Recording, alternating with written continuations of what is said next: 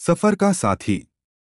गर्मी की दोपहर थी और ट्रेन की खिड़की से आती गर्म हवा के थपेड़े सीटों पर बैठे यात्रियों को लगातार महसूस हो रहे थे। दिन के इस समय में ट्रेन में थोड़ी शांति थी। अधिकतर लोग हल्की सी ऊँघ ले रहे थे और कुछ खिड़की से बाहर झांकते हुए अपने अपने ख्यालों में खोए हुए थे। उसी ट्रेन के एक डिब्बे में लगभग 45 साल के एक गंभीर स्वभाव वाले व्यक्ति महेश खिड़की के पास बैठकर बाहर देख रहे थे। उनकी आंखों में जीवन का अनुभव झलकता था और उनके चेहरे पर एक शांत आत्मविश्वास। बगल की सीट पर एक किशोर लड़का बैठा था, शायद 17 से 18 साल का, जो उदास और विचारों में डूबा हुआ था। उसके चेहरे पर थकान और हल्की सी उदासी थी, जैसे वह किसी भारी बोझ को अपने कंधों पर ढो रहा हो। महेश ने कुछ देर उस लड़के को देखा और फिर धीरे से मुस्कुराते हुए बोले, बेटा, कहाँ जा रहे हो? लड़के ने एक बार महेश की तरफ देखा, लेकिन बिना कुछ कहे सिर झुका लिया। महेश को समझ आ गया कि शायद लड़का किसी गहरे दुख में है।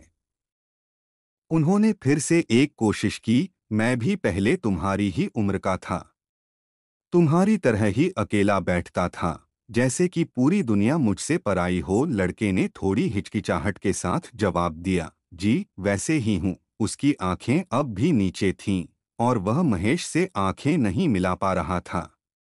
लेकिन महेश को महसूस हुआ कि शायद लड़का कुछ कहना चाहता है, बस हिम्मत नहीं जुटा पा रहा। महेश ने हल्के फुल्के अंदाज में बातचीत जारी रखी, जैसे वह कोई पुराना दोस्त हो। कभी कभी हम अपने अंदर इतनी बातें रखते हैं कि वो अंदर ही अंदर हमें खा जाती हैं। किसी को बताओगे नहीं तो ये बोझ कभी हल्का नहीं होगा, बेटे। लड़के ने एक गहरी सांस ली और पहली बार उसकी आंखों में आंसू दिखाई दिए। उसने धीमी आवाज में कहा, मेरा दोस्त वो अब नहीं है। कुछ महीने पहले एक एक्सीडेंट में चला गया। महेश की आंखों में भी थोड़ी संवेदना उभरी। मुझे बहुत दुख है, बेटा। किसी अपने को खो देना बहुत भारी होता है और ऐसे हादसे तो और भी ज्यादा दर्दनाक होते हैं। लड़के ने सिर हिलाया, मैं समझ नहीं पाता कि मैं उससे इतना क्यों जुड़ा था। हम बचपन से साथ थे। अब उसके बिना सब सूना लगता है। हर बात याद आती है उसकी, उसकी हंसी, उसके जोक्स, जैसे वो कभी मुझसे दूर नहीं गया हो। लेकिन फिर भी अब वो नहीं है। महेश ने उसकी बात ध्यान से सुनी और एक पल को चुप रहे।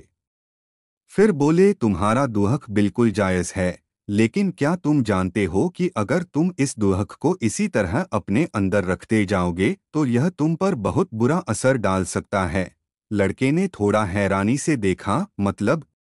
देखो, जब हम अपने दुख को दबा कर रखते हैं तो वह धीरे धीरे हमारे मानसिक स्वास्थ्य पर असर डालता है। पहले तो हमें लगता है कि हम इस दर्द को झेल सकते हैं, पर जब यह अंदर ही अंदर बढ़ता है तो इसका असर हमारी नींद, हमारे मनोबल और यहाँ तक कि हमारे शारीरिक स्वास्थ्य पर भी पड़ता है। और सबसे खतरनाक बात यह है कि समय के साथ यह दुख हमें भीतर से खोखला कर देता है। लड़के ने पहली बार ध्यान से सुना, जैसे महेश की हर बात उसके दिल तक पहुंच रही हो। महेश ने आगे कहा, मेरा मानना है कि हमें अपनी भावनाओं को कभी दबाना नहीं चाहिए। किसी करीबी से बात करना चाहिए, चाहे वह दोस्त हो, परिवार का सदस्य हो या फिर कोई काउंसलर। किसी पर भरोसा करके अपनी तकलीफ बांटने से हमें हीलिंग मिलती है।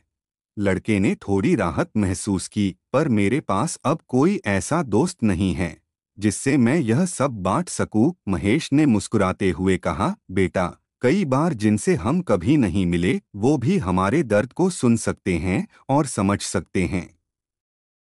और कई बार कोई नया दोस्त हमें पुरानी यादों से बाहर निकालने में मदद कर सकता है। तुम कोशिश करो किसी से बात करने की। और अगर तुम्हें लगता है कि तुम अकेले हो तो यह बस एक सोच है। दुनिया में कई लोग हैं जो तुम्हारी मदद करना चाहेंगे। लड़के के चेहरे पर अब थोड़ी उम्मीद नजर आई। शायद आप सही कह रहे हैं। कभी कभी मुझे लगता है कि कोई मेरी बात सुने, बस यही काफी है। महेश ने उसके कंधे पर हाथ रखकर कहा, बिल्कुल। याद रखना, हर दुख का समाधान होता है। और दोस्ती का बंधन ऐसा है कि वह कभी खत्म नहीं होता। वो हमेशा तुम्हारे दिल में जिंदा रहेगा। और अगर तुम अपने आप को संभालोगे तो उसका सपना भी तुम्हारे साथ रहेगा। जीवन में आगे बढ़ो, लेकिन अपने मन को हल्का करने के लिए बात करो, खुलकर अपने दुख को स्वीकार करो। यही हीलिंग की सबसे पहली सीढ़ी है।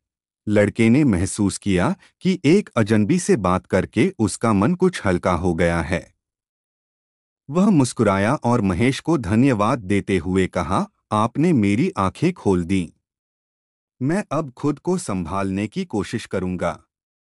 और शायद किसी से बात भी करूंगा। महेश ने उसकी हिम्मत बढ़ाते हुए कहा, बिल्कुल बेटा। खुद का ख्याल रखना। जीवन हमें सबक सिखाता है और यही सबक हमें और भी मजबूत बनाते हैं।